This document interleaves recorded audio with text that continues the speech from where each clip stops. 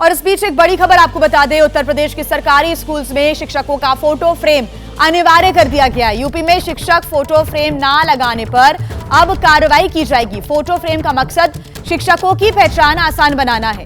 शिक्षक photo frame लगाने के लिए मार्च में धनराशि भेजी गई थी। स्कूल शिक्षा महानिदेशालय की ओर से ब्यौरा अब मांगा गया है कि आखिर जो धनराशि दी गई थी काम के लिए, वो काम हो पाया है या फिर नहीं हो पाया है, और अगर नहीं ये काम किया गया होगा तो फिर कार्रवाई भी की जाएगी। यानी कि उत्तर प्रदेश के सरकारी स्कूलों में शिक्षकों का फोटो फ्रेम लगाने का जो कार्य है वो हुआ है या फिर नहीं, इसका पूरा ब्यौरा मांगा गया है।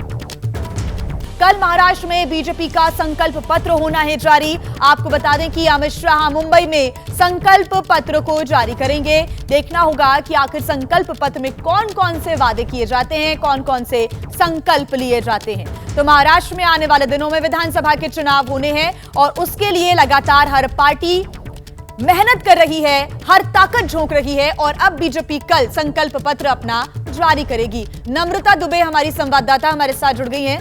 नम्रता, कल महाराष्ट्र में बीजेपी अपना संकल्प पत्र जारी कर देगी, कौन कौन से बड़े संकल्प हो सकते हैं? देखिए, अमित शाह की तरफ से प्रेस कॉन्फ्रेंस कर ये जो मैनिफेस्टो है वो लॉन्च किया जाएगा और ऐसे में सबसे प्रमुख तौर पर जो योजनाओं पर काम किया गया है महायुति सरकार पर, जो जैसे लाडली बहन योजना हो गया, इंफ्रास्ट्रक्चर को लेकर जो काम किया गया, उसके बाद और भी इंफ्रास्ट्रक्चर बढ़ाने को लेकर जो काम है, किसानों को लेकर खासतौर पर इसमें तमाम तरह के जो वादे हैं वो किए जाएंगे। तो इन तमाम चीजों को का जो समावेश है वो संकल्प पत्र में होगा। इसके साथ साथ युवाओं और महिलाओं के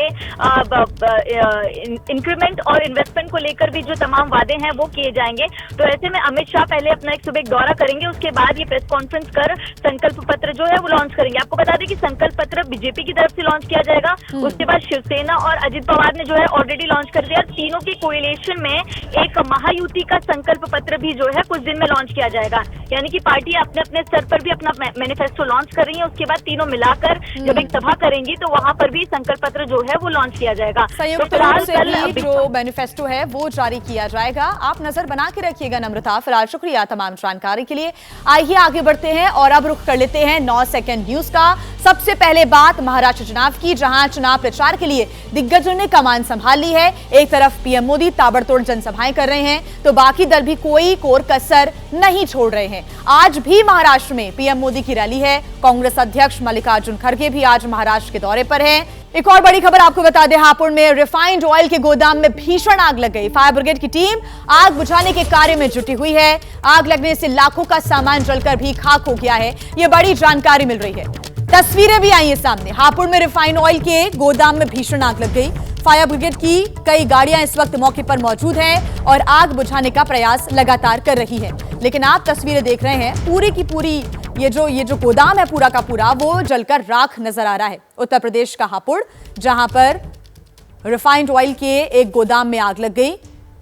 फायर ब्रिगेड की गाड़ियां आग बुझाने के कार्य में जुटी हुई हैं। आग आसपास के इलाके में ना फैले, इसका भी ध्यान रखा जा रहा है और जल्द से जल्द ये आग बुझे, यही प्रयास है, यही प्राथमिकता है।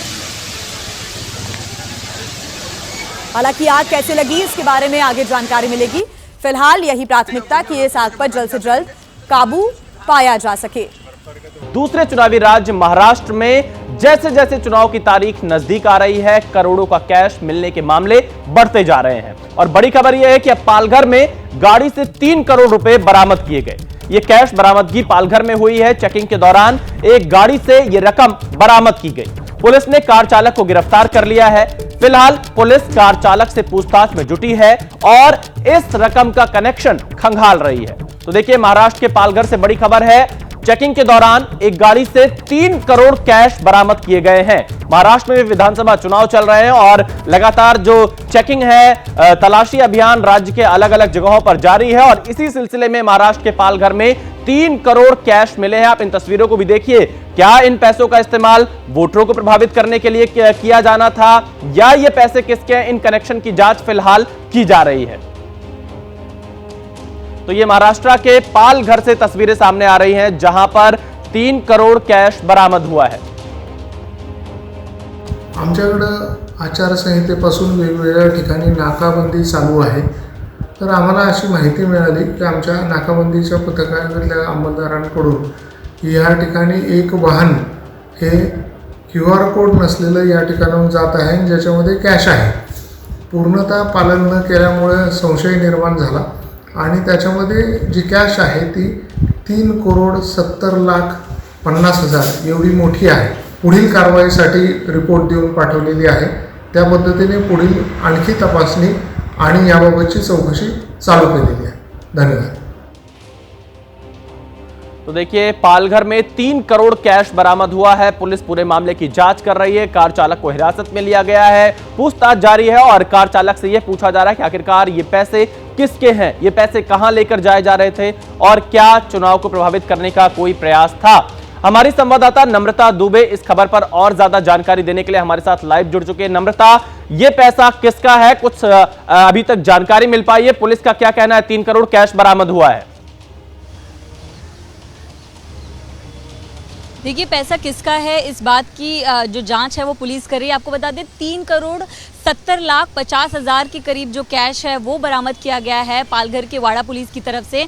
कैश वैन था, कैश वैन के पास जब भी आचार संहिता के दौरान ट्रांजैक्शन होता है, गाड़ियां जाती तो उनके पास इलेक्शन कमीशन की तरफ से एक दस्तावेज होता है, लेकिन इस कैश वैन के ड्राइवर के पास वो दस्तावेज नहीं था। जिसके बाद पुलिस ने जब कार को जब्त किया और जाँच की तो इसके पास जो एक बॉक्स था, बॉक्स में से तकरीबन 3 करोड़ और 70 लाख से ज़्यादा का जो कैश है वो बरामद किया गया है।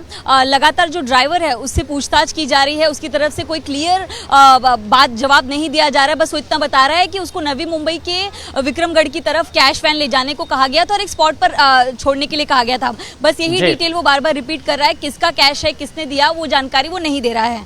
इसके साथ वो तो कह रहा है कि उसके पास मोबाइल फोन भी नहीं है। तो तमाम तरह से बड़े सवाल जो खड़े होते हैं इस मामले में, क्योंकि देखिए 3 करोड़ कोई छोटा अमाउंट नहीं होता। ऊपर से कैश के रूप में ये बरामद हुआ है उस दौरान जब राज्य में चुनाव है, आचार संहिता लागू है। तो इसके पीछे कौन है, कौन से राजनीतिक पार्टी है या फिर कोई और जो है वो फाइनेंशियली सपोर्ट करने के लिए ये सारी चीजें कर रहे हैं। तो तमाम एंगल की जांच जो है वो वाड़ा पुलिस कर रही है। विशाल, बिल्कुल नम्रता, आप नजर बनाए रखिएगा। तो फिलहाल देखिए, चुनावी राज्य है इसलिए ये खबर और ज्यादा बड़ी हो जाती है कि आखिरकार 3 करोड़ कैश कहां लेकर जाया जा रहा था, इस पर नजर बनी रहेगी। सिर्फ महाराष्ट्र ही नहीं बल्कि उत्तर प्रदेश में भी नेताओं के बेतुके बोल सामने आ रहे हैं। उत्तर प्रदेश के पर्यटन मंत्री जयवीर सिंह ने समाजवादी पार्टी के अध्यक्ष अखिलेश यादव को लेकर बेतुका बयान दिया है। यूपी के पर्यटन मंत्री जयवीर सिंह ने आगरा में अखिलेश यादव पर निशाना साधते हुए कहा कि उनकी सोच और कार्यशैली बंदरों वाली है। उन्हें हर जगह बंदर ही दिखाई देते हैं और बंदरों से अखिलेश यादव को डर भी बहुत लगता है। यह बयान दिया है जयवीर सिंह ने, जो कि उत्तर प्रदेश के पर्यटन मंत्री हैं, और उनका यह विवादित बयान आगरा में सामने आया है। देखिए, सही बात तो ये है कि क्योंकि सोच, कार्यशैली सब कुछ बंदरों वाला ही है अखिलेश जी का। उनको बंदर ही दिखाई पड़ते हैं। बंदरों में भयभीत भी बहुत रहते हैं। अखिलेश बंदर नहीं है, उनकी सोच, उनकी कार्यशैली। महाराष्ट्र से बाबा सिद्दीकी को लेकर एक और बड़ी खबर सामने आ रही है। बाबा सिद्दीकी मर्डर केस में नक्सल कनेक्शन अब सामने आया है। बाबा सिद्दीकी मर्डर केस में नक्सल कनेक्शन सामने आया है, यह इस वक्त की बड़ी खबर है। बाबा सिद्दीकी का मर्डर हुआ था और अभी भी जांच लगातार जारी है और बाबा सिद्दीकी मर्डर केस में अब नक्सल कनेक्शन सामने आया है। यह एक बड़ा खुलासा हुआ है बाबा सिद्दीकी मर्डर केस में और खुलासा यह है कि हत्याकांड में नक्सल कनेक्शन सामने आया है।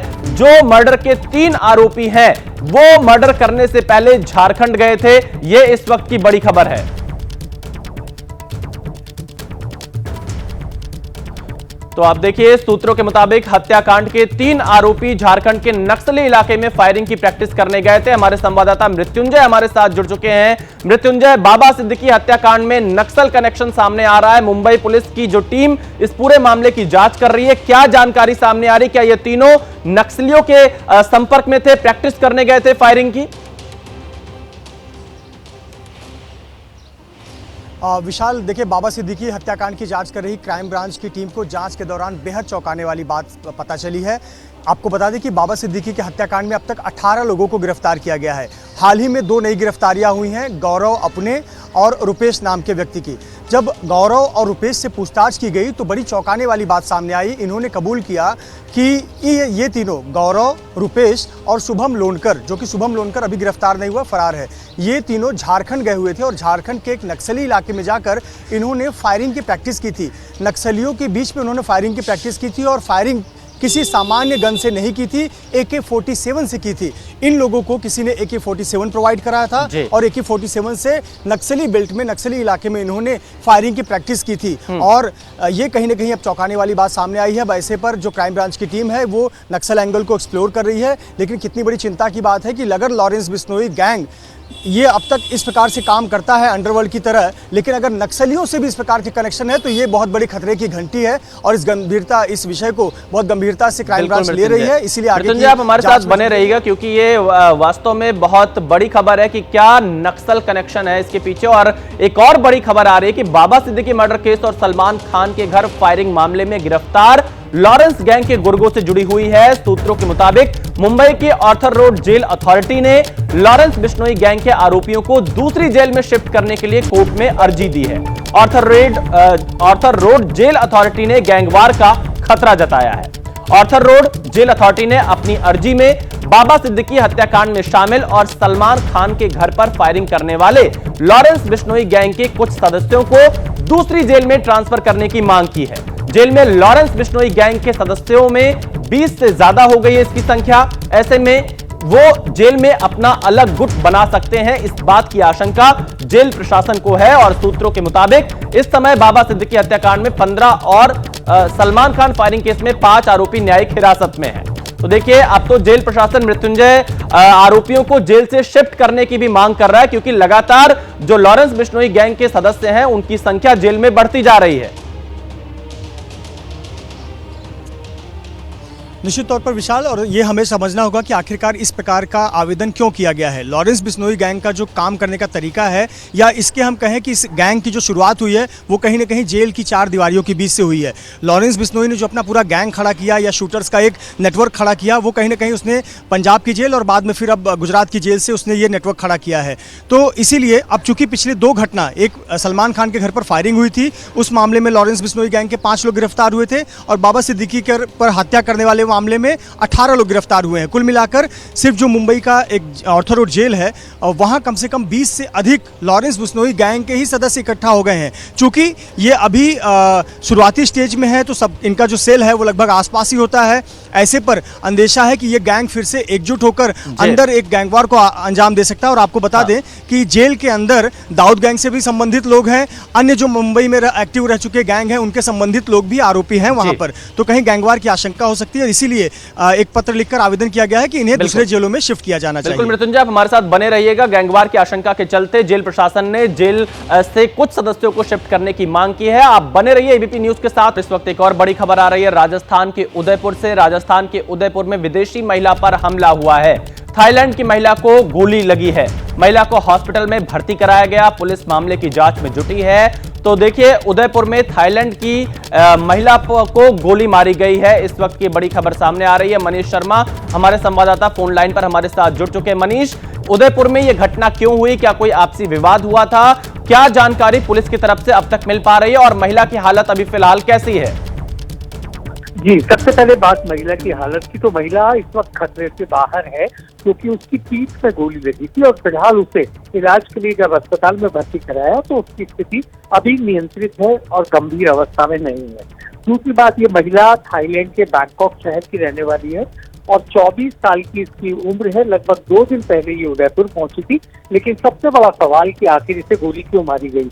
माली कॉलोनी का एक होटल है जहां पर ये लगातार 2 दिनों से रुकी हुई थी, और गोली कब मारी गई और किसने मारी, यही वो सवाल है जिनके जवाब पुलिस तलाश कर रही है। लेकिन ये माना जा रहा है कि किसी हादसे में या दुर्घटना में इस महिला के गोली लगी हो सकती है, क्योंकि अदावत जैसी कोई बात नहीं है। सिर्फ 2 दिन पहले उदयपुर शहर पहुंची थी, तो ऐसे में पुलिस इस पूरे मामले की पड़ताल कर रही है। बिल्कुल, बहुत शुक्रिया मनीष हमारे साथ जुड़ने के लिए, पूरी जानकारी देने के लिए। पुलिस पूरे मामले की जांच में जुटी हुई है।